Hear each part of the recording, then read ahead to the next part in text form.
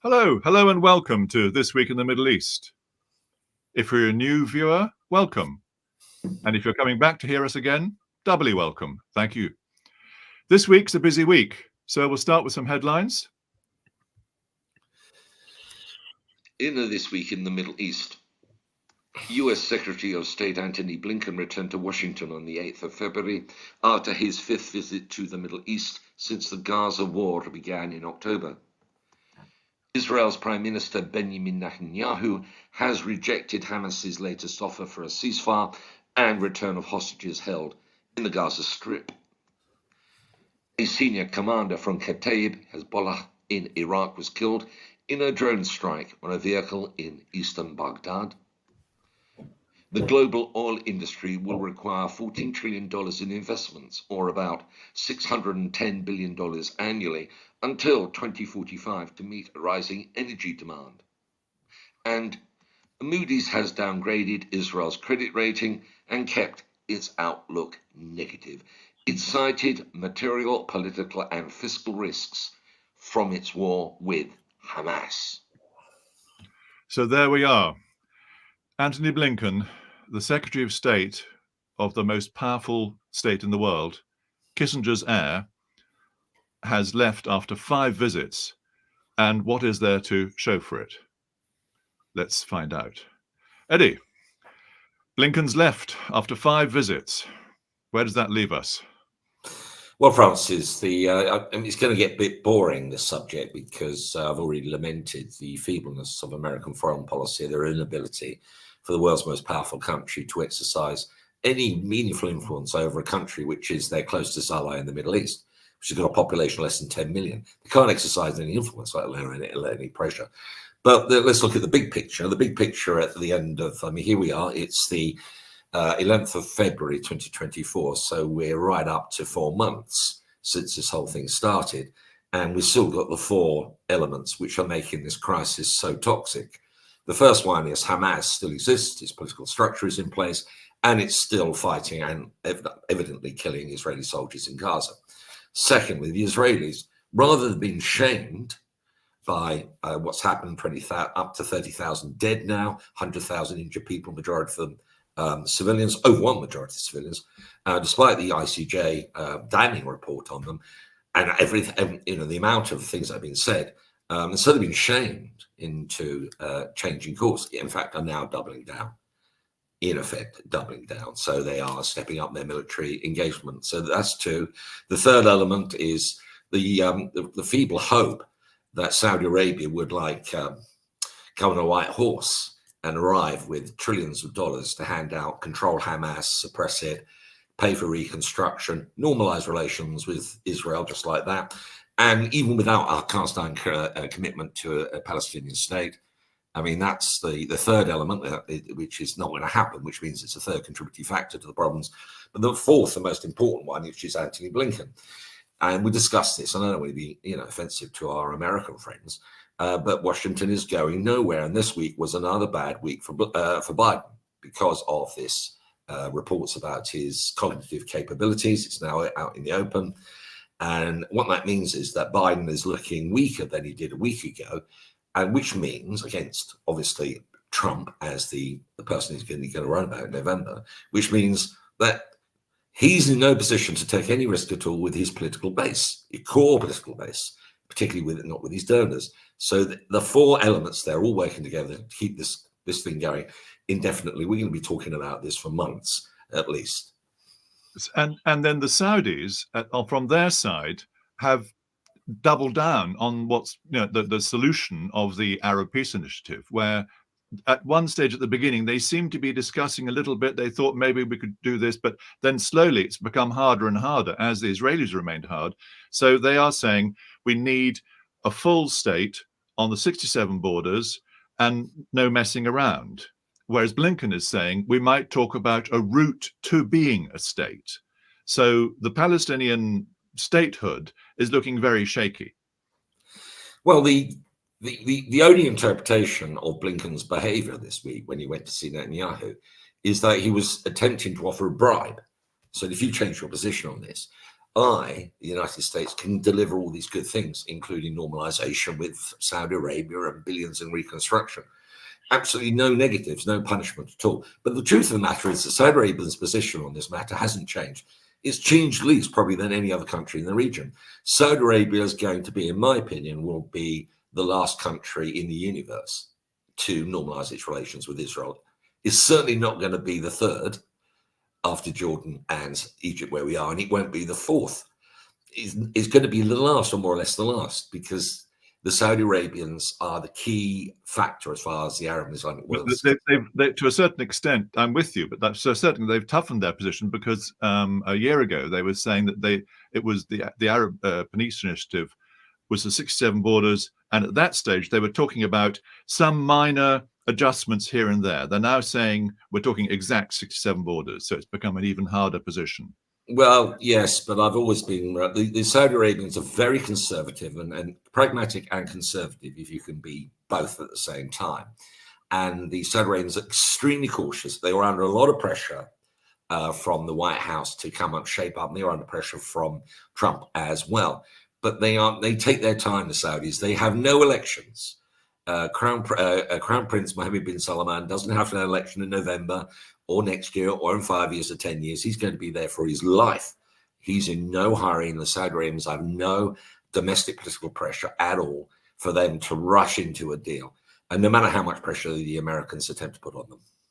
So this week, it looks as though the Israelis are planning to go into Rafah, where 1 million refugees from the North Gaza Strip are living in tents.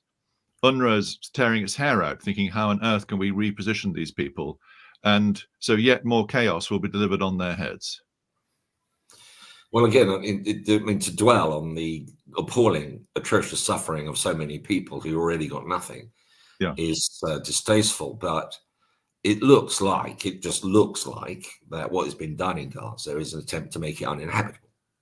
And that's it, regardless of what the United Nations has said and what apparently Biden is saying privately. He doesn't say it publicly, he's saying it privately to Netanyahu. He's calling him names privately. No use. They're looking to completely destroy Gaza, or reduce it perhaps to a much smaller area and take over the rest. God knows what they're going to do with it. But the much smaller area, which will be even more overpopulated than Gaza was before. Their Minister of Security, Ben-Gvir, has talked of expelling the Palestinians and, as you say, taking over. And others have said Netanyahu hasn't done anything. So I think the time now is to pause on that topic, because, as you say, we've talked around it. It's really shocking. But every week we need to touch back on it. I'd like to take a look at what's happening in Syria. Syria is that country which people tend not to talk about because it just sits there. People talk about it as a place where others are being, where the Iranians have been targeted, or various wars are going on in the corners. But the Assad regime survived the civil war. And with its Hezbollah, with the Quds force, and then ultimately the Russians came in when Putin decided to be a grand man back on the world stage with his air force, and pulled al-Assad's regime back from almost near extinction. However, it's a very fragile regime, and today I'm concerned that Daesh, the long-forgotten ISIS, known as Daesh, is now coming back again, because the regime hasn't got the political, or I should say military, abilities to get back. And these are the forces that the US went in to fight. There are US forces in Syria, but they only went in specifically under Congress's direction to tackle Daesh. That they were not there to join in the mess of the sort of 50 or 60 militias in the first years of the civil war after the Arab Spring, 2011, 2012, 13. 2014, Daesh arrived, and the Americans produced this coalition, basically with the young Kurds, the YKJ, to attack the Daesh, and succeeded. And then they broadened that into the SDF, the Syrian Democratic Forces, which brought in again, a huge range of small ethnic and local groups. But that's their mission. Now they're still there stuck. So the problem is, what do they do now? Well, Syria, of course, you can argue that Syria was the greatest champion of the Arab national idea. Remember in 1918 that the capture of Damascus set the scene really for the start of this great growth of Arab national identity. And Syria has always seen itself as being really the heart of the Arab world. And it continues to see itself. It's a haven for Palestinians and various groups, but it's also been an infernal pest for a lot of people in the region for a very long time as well. The only consistent element of its partnership over the last 40 years, of course, has been with the Islamic Republic of Iran, in which it's had a very pragmatic, but more than pragmatic relationship. Now, the great tragedy of the Syrian situation is that after almost 100 years, I mean, it's 100 years now, I think you can go back to 1922. Yep. Now, 100 years, that Syria is effectively now partitioned, it's balkanized. And I can't see how it can be put back together again.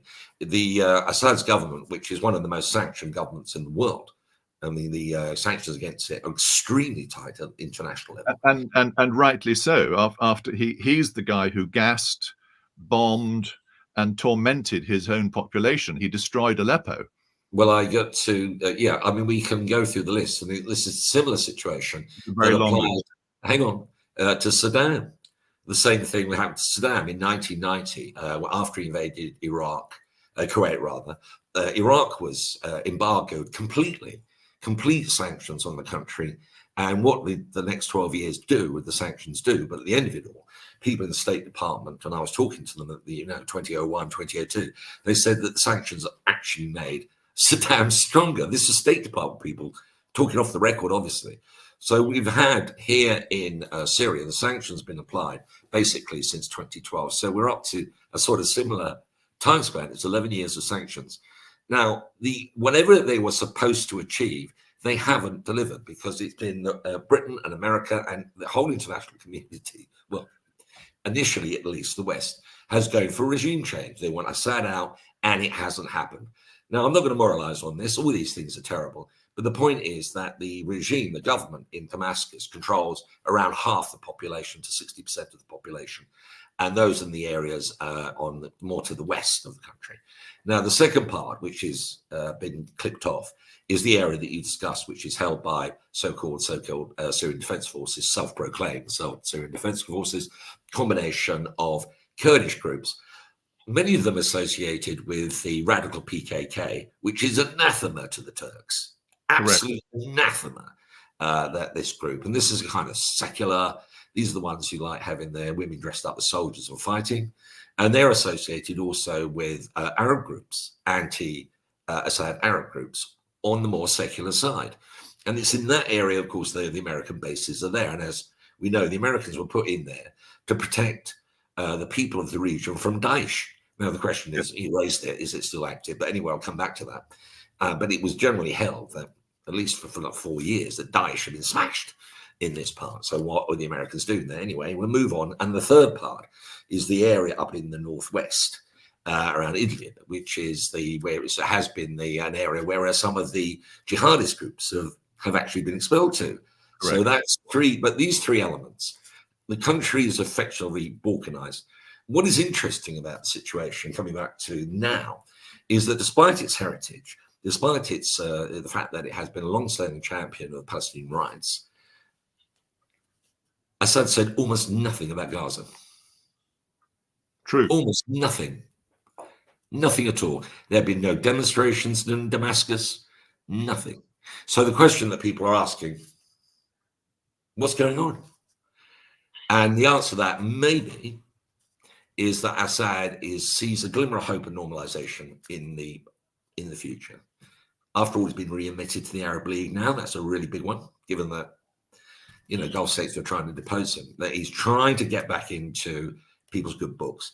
Humanitarian aid, there's no doubt at all that the European Union, because of the millions and millions of Syrians, and there's still refugees coming, and most of them are still coming from the government-controlled area. That's where they're coming from. And this is a political issue for Germany. No, not just them.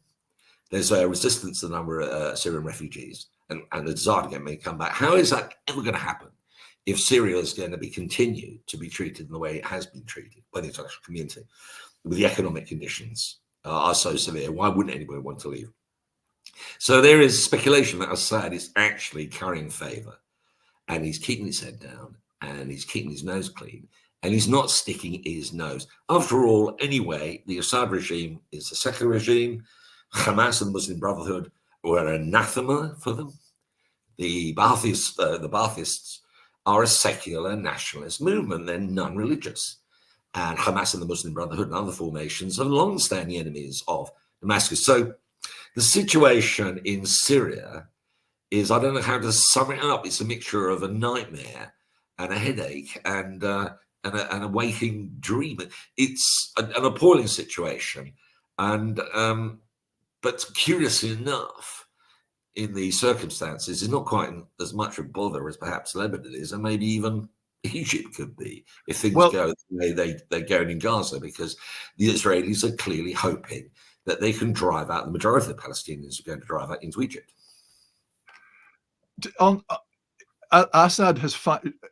Assad achieved his victory with that appalling series of disgraceful actions over his population. So he was completely sanctioned, as you say. But having won, after some years, the Arab world in particular, the Gulf on the lead, said, the reality is we have to deal with him. We can't ignore a government which exists. So people, I think, as you say, people are going to have to hold their nose and deal with the guy and the regime. It's there, and if it's not vanished, it's going to survive. And so whether he can do a deal with the Kurds is perhaps the big question, because the what they call the social democratic forces and that mix of about 40 separate small regional militias and the young Kurds there, they've been fighting for a long time, but that's the balance, because the Turks really don't want to deal with them, although there is a certain element, because the Turks have finally agreed to Sweden joining NATO. America is now back in there, giving them all the aid and the support that they had been refused, and so there's a little bit more influence there. So if there was anything, the Americans could say to the Turks, work with these guys because they are more secular than religious. But the fact is the Turks have been working with the jihadist group in Idlib, and that they see them as their men in Syria. Well, so the Kurdish independence movements, the PKK, is a Marxist-Leninist movement. It's a completely secular movement. They believe in equality of gender. They don't, so it's not religious at all. The issue in the West here is that basically in the area where the concern is, this is the concern, is that Trump, if he comes in, will attempt, as he did back in when he was president, to bring the Americans out of that part of Syria. It's about 30% of its territory.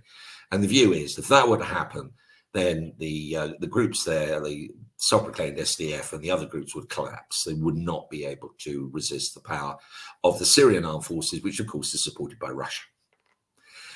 So that is the agenda, which is worrying. And of course, the problem there is, from an American strategic point of view, that development can only benefit Iran. Correct. So we've got a situation where there are three sides and more or less stable borders, and a weak government, which is getting weaker and weaker. You say the Russians are there. Yes, they are. But I think the more effective ally is the Iranians with the Quds Force, who have got boots on the ground, and Hezbollah could come in yet again. So exactly. I think it's something to watch. It's a problem, which is definitely. You have another point? Well, you did make the point about Daesh. You said that my concern that Daesh is coming back, and that you're not the only person who considers that, because you've got a situation where the Syrian government itself is not strong enough to break out from where it is. You've got the Americans providing a form of support for this disparate group of Kurdish and Arab groups. That area also that is creating a bit of a vacuum that is being filled by Daesh. And once you get beyond Palmyra, and you've probably done that, you can see the wide open desert that goes all the way to the Euphrates and the mountains. And that could potentially be a haven for Daesh to make a comeback. I think it's very dangerous there, because, and that's really why I think the Americans and others are focusing, because they're going to let Assad stew if there was no Daesh. Surprisingly, Daesh, which was so strong in Iraq, the Iraqi government forces have done very well. They've got American support, particularly on intelligence and command and control.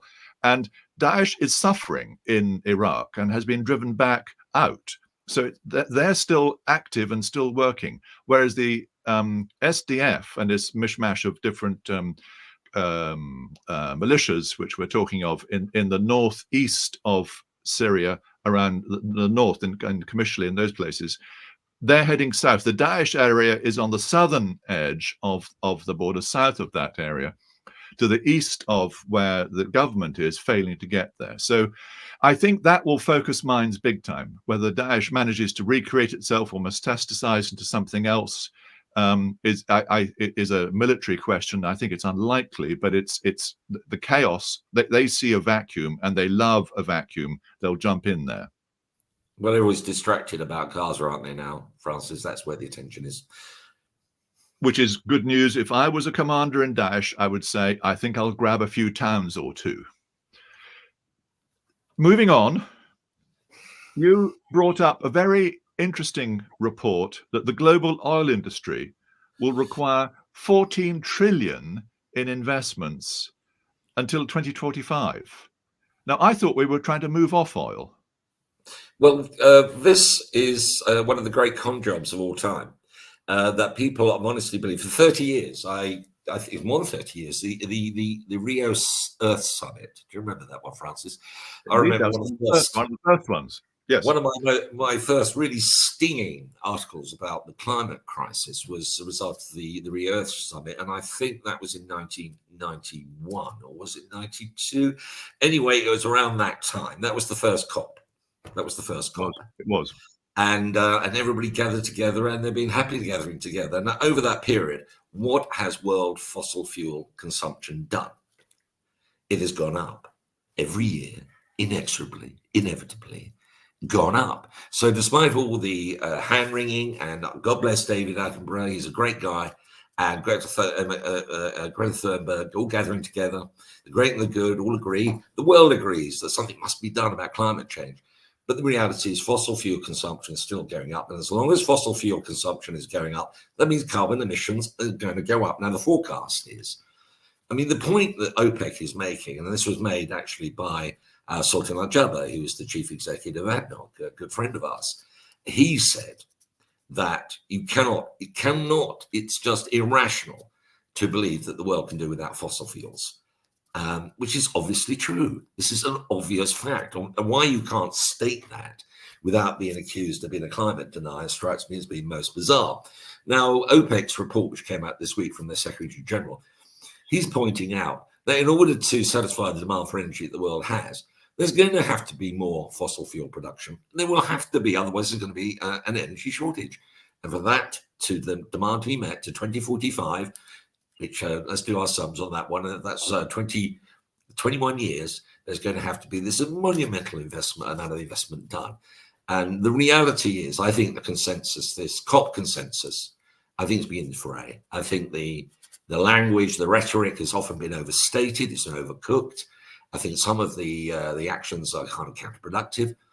And the reality is, if Donald Trump comes in November, you've got to face up to it. He might well do.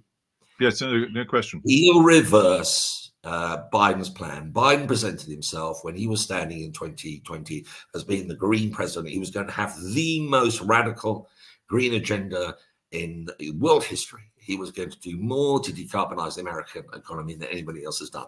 The results are not as clear as they were. His attitude on drilling has actually evolved more pragmatically. Of course it will.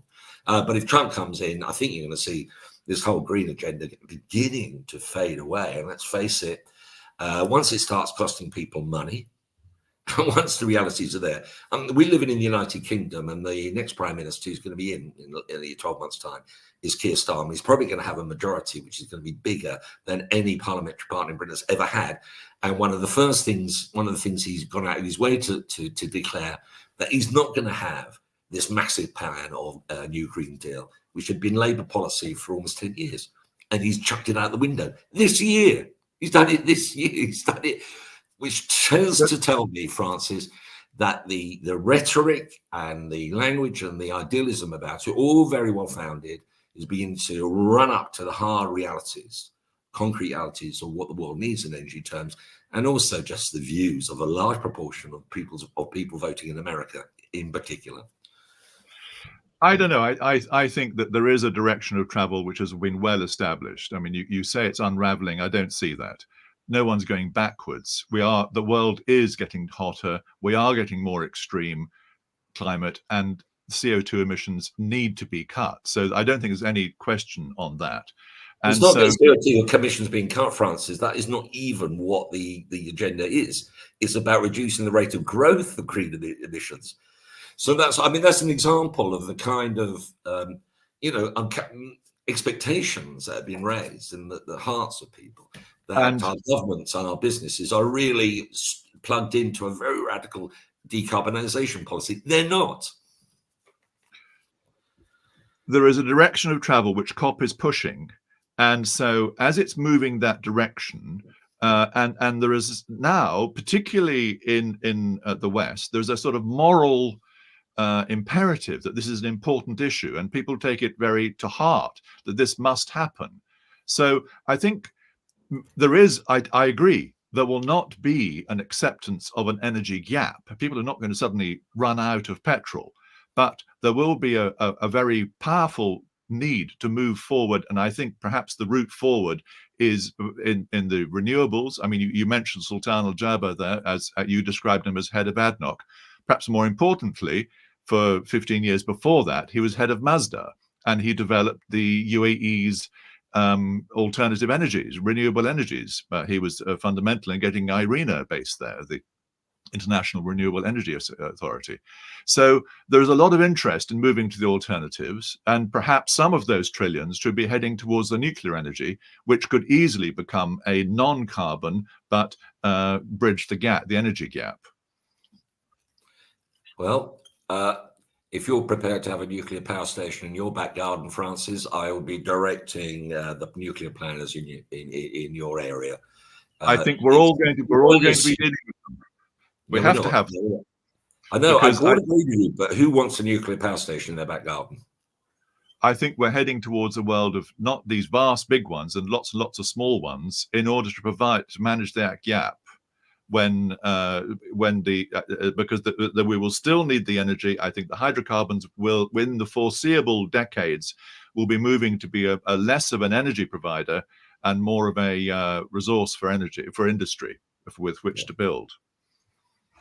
I'm skeptical, Francis. I think nuclear power is still very contentious, and Britain is not very comfortable with it. And anyway, press on. Britain's not very good at it. Barbara Judge, who I met a few times at Davos and out in the UAE, said, we've forgotten how to build them. All we know is how to destroy them. So they're not in great shape. Final point. There was an IMF report in Qatar, which gave them a relatively good write-up.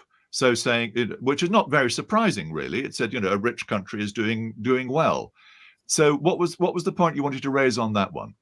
Oh, thank you, Francis. Yeah, I mean, the reason, because it's the IMF again. I've had a career of reading IMF reports, and as boring as they are illuminating. And what's illuminating about this one is not that Qatar is, on a per capita basis, the richest country in the world. By far.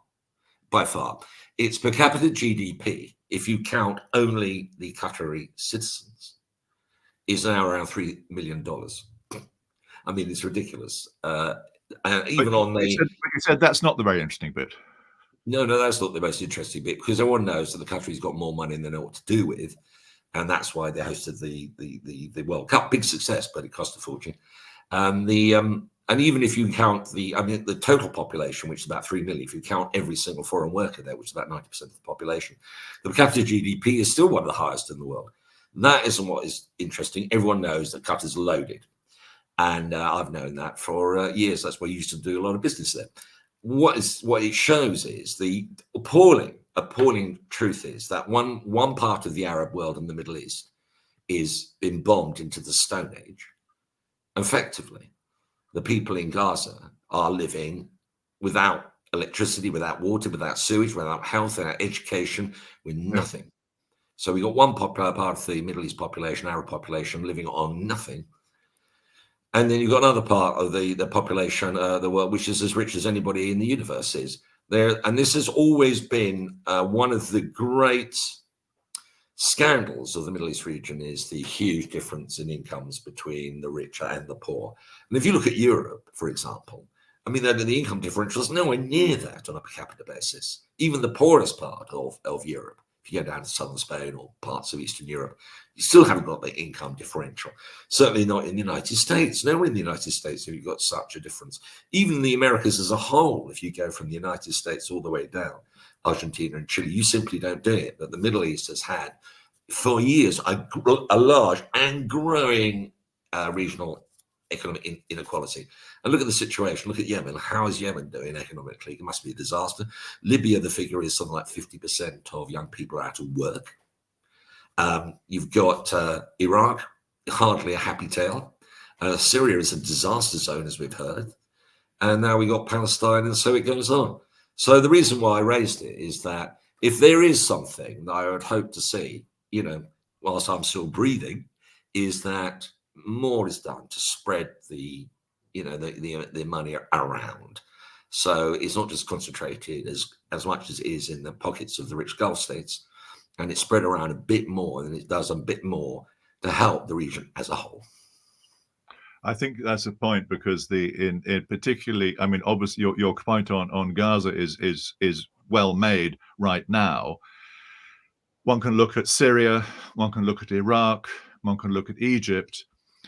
Syria and Iraq in particular, who suffered multiple wars over the last 10, 15 years, and they have the same population issues as Egypt does, where 60%, you can argue whether it's, you know, each country is slightly different, 60, 65% of its young people are under 20. So those young women and men are growing up into a world which is extremely unstable, and they do not see a secure future. I think, to be fair, the Gulf is aware of that. That's partly why they're trying to support stable government. That is not a criticism of the Gulf states. They've done more than any other countries in the world. Yeah, that's an minimum. Yeah. So I think there's the spread of the wealth is one thing, but and that would go along with a need to support the stability, because in these countries which are being it is extremely unstable life. You don't know where the next, so you can't build a house, you can't build a career, because you could easily be moved, bombed, have a mass population shift here or there, or some weird crew come over and take control. And for Europe, as Europe has long recognized, this is going to provide the next wave, endless wave of people migrating either legally or illegally into Europe. We know this has been forecast for decades. Everybody knows what the consequences are. And, you know, you've got to hold the leaders of Europe, the United States, accountable. Their failure to apply as much pressure as they could and should be doing to bring peace, stability into the region. Because you don't have peace and stability, you've got no chance of economic progress. I agree with you. And at that point, I'm going to stop, because I think I can't say it any better. Thank you very much. Thank you. Excellent. And today,